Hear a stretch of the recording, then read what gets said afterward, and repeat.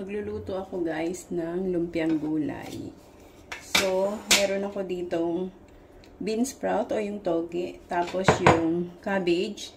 Kalahating kilo ng cabbage. So, iniwa ko lang siya ng maliliit.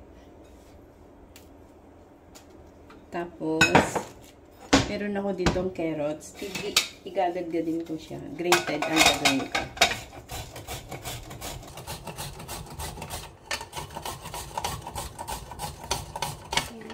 Kasi nagustuhan ng mga taga-waterscape ladies yung aking ginawang lumpiang gulay. So, nag-request na naman sila magluto daw ako uli. Kasi meron kaming, every night meron kami ditong night swimming na mga mga kapwa Pinay ko na, na helper din.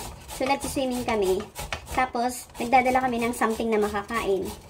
Bukas, meron kaming dinner, may dinner kami dito sa isa naming waterscape ladies.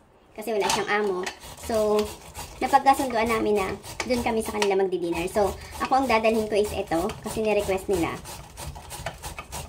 So, i-prepare ko lang yung aking mga ingredients. Mamaya, lulutuin ko. Kasi wala pa naman akong pambalot. Yung wrapper. Nakalimutan kong bumili sa NTUC. Kaya mamaya, maglalakad kami para bumili lang ng wrapper nun. Gulay lang talaga siya to. Hindi ako naglagay ng mga karne. Kasi, mas maganda naman yung walang karne, diba?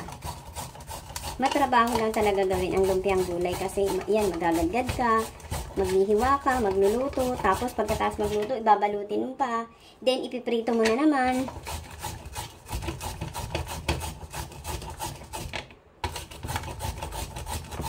Tsagaan lang. Pag passion nyo talaga ang pagluluto, guys, easy peasy lang sa inyo.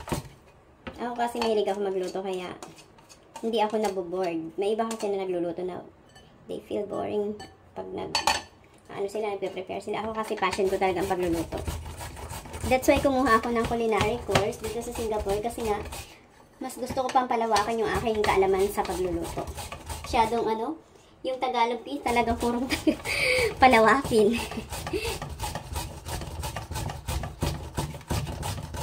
Ingat lang sa pag-grate kasi baka magadgad yung kamay ninyo.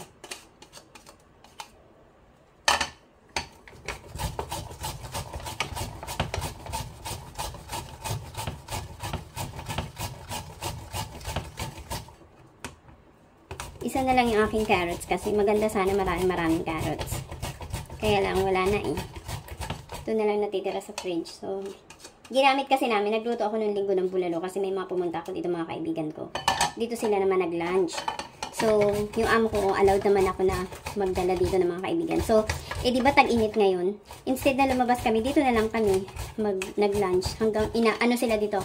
Hanggang alas 6 ng hapon. So, ayun. Nakatipid.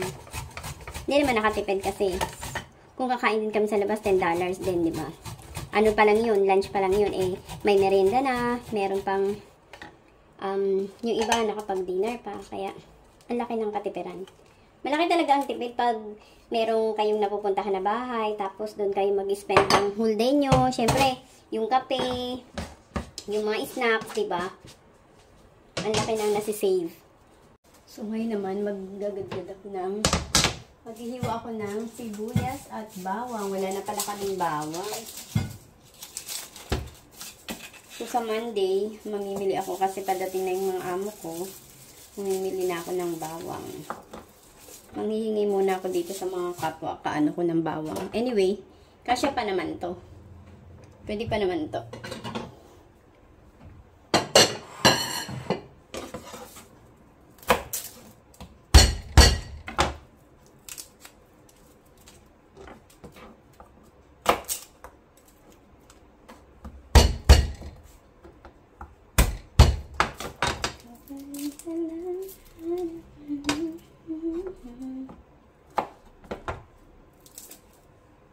Yan lang naman ang aking lahok.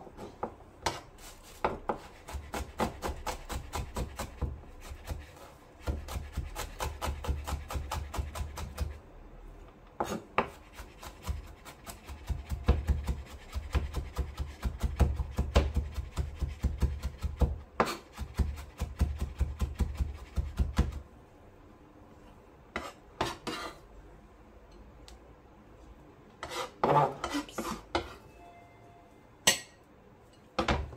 And then, yung ating sibuyas. Next is sibuyas. Masarap din to kung meron siyang yung celery, Chinese celery. Kaya lang wala dito sa NTUC dito ng Chinese celery. May mga selected NTUC branches lang yung may mga tindang Chinese celery. Yung mabangong Chinese celery.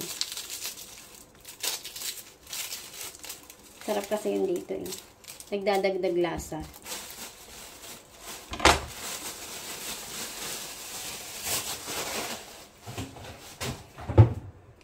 Alright.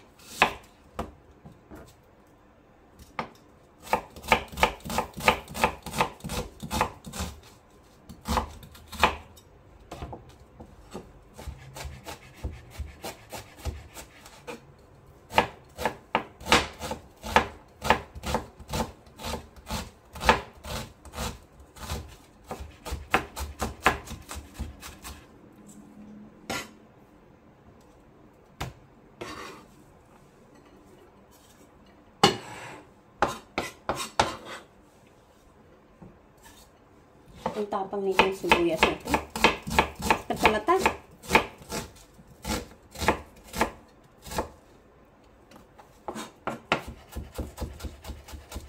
Ang sakit sa mata.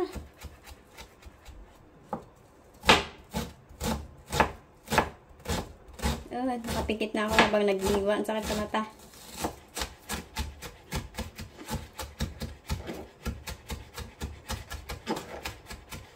Grabe, sakit sa mata. Yan, okay na. Maglagay na tayo ng mantika.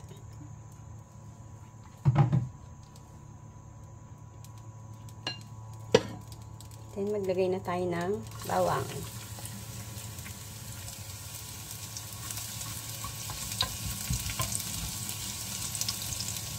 Then, ang ating sibuyas.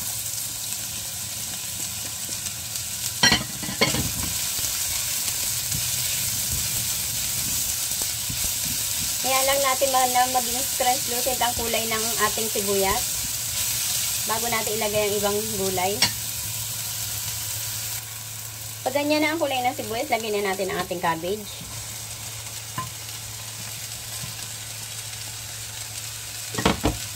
Wala kaming malaking kawali, guys. Ganito lang ang kawali namin, kaya pasensya na.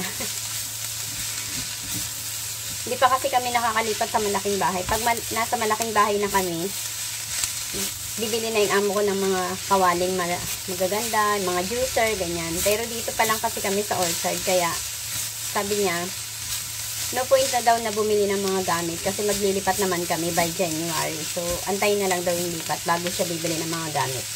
Kasi newlywed sila. So, wala pang ganong gamit. So, antayin lang natin na lumambot yan. Then, lalagay naman natin ang ating carrots at saka ang bean sprout. Kaya naman, lagay na natin ating bean sprout.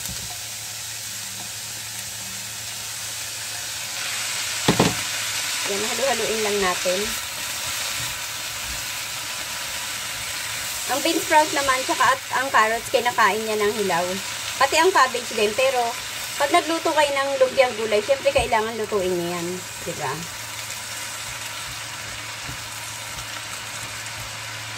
Yan, hayaan lang natin na medyo lumambot ng kaunti ating bean sprout. Ngayon, lagay na natin ang ating carrots.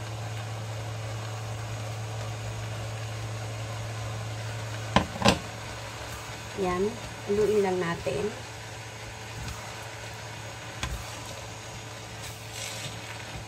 Ang hirap talaga magluto kapag maliit ang kawali. Pero carry lang yan. Lagyan na natin ng ng oyster sauce. Dahil nga wala tong halong karne, oyster sauce lalagay ko. Then ang ating paminta.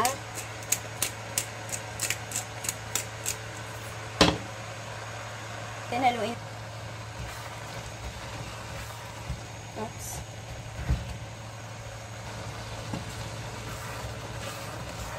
Luto na to, guys. So ngayon guys, malamig na yung ating gulay. Mag-start na tayo magbalot. Walang available na pambalot na malaki sa NTUC. Meron silang maliit lang. So ginawa ko, dinoble ko na lang siya. Kasi kapag maliit ang ginamit ko, pag finold ko, ganyan na lang ang kalalabasan. So ginawa ko, dinoble fold ko siya. And mag-start na tayong magbalot. Ninipisan lang natin kasi iba yung pambalot eh.